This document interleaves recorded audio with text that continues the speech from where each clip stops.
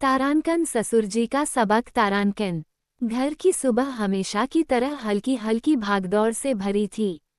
बहू सीमा चाय चढ़ा रही थी, साथ ही टिफिन भी पैक कर रही थी।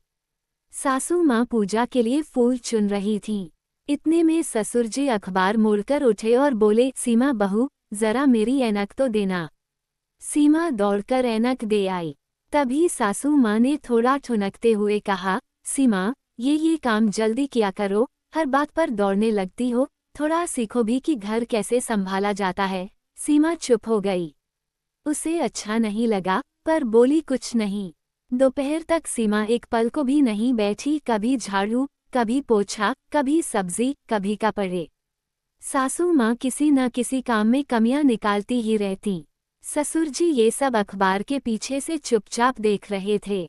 शाम को जब सीमा थककर पानी पीने बैठी, तो सासू माँ फिर बोली, अरे सीमा, बर्तन अभी तक?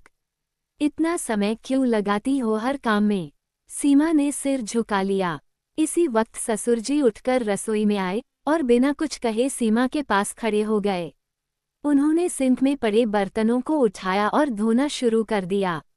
सीमा घबराकर बोली, अरे नहीं बाबूजी, आप क्यों? मैं कर लूंगी। तभी ससुर जी मुस्कुराकर बोले, बहू, घर के काम करने में कैसी शर्म? अगर तुम पूरे घर का ध्यान रख सकती हो, तो मैं तुम्हारी थोड़ी मदद नहीं कर सकता क्या? कमरे में एकदम खामोशी छा गई। सासू माँ भी आश्चर्य से देखती रह गईं। ससुर जी ने आगे कहा, सीमा सुबह से एक पल नहीं बैठी। ये भी इंसान है, मशीन नहीं। तुम लोग कहते हो कि बहू घर को संभाले, सही है। पर घर सिर्फ बहू नहीं संभालती, पूरे परिवार की जिम्मेदारी होती है। फिर उन्होंने कहा, बहू, तुम सबके लिए करती हो, आज मुझे करने दो। सीमा की आंखें भर आईं। उसे पहली बार लगा इस घर में कोई है जो उसे समझता है। और उसी शाम एक और चमत्कार हुआ। जब ससुर जी बर्तन धो रहे थे, सासू माँ चुपचाप आगे बढ़ी, एप्रन पहना और बोली, सीमा, चलो, मैं भी तुम्हारे साथ काम बांट लेती हूँ। इतने साल मैंने सब अकेले किया, शायद इसीलिए आदत बन गई डांटने की, लेकिन अब से हम तीनों मिलकर करेंगे।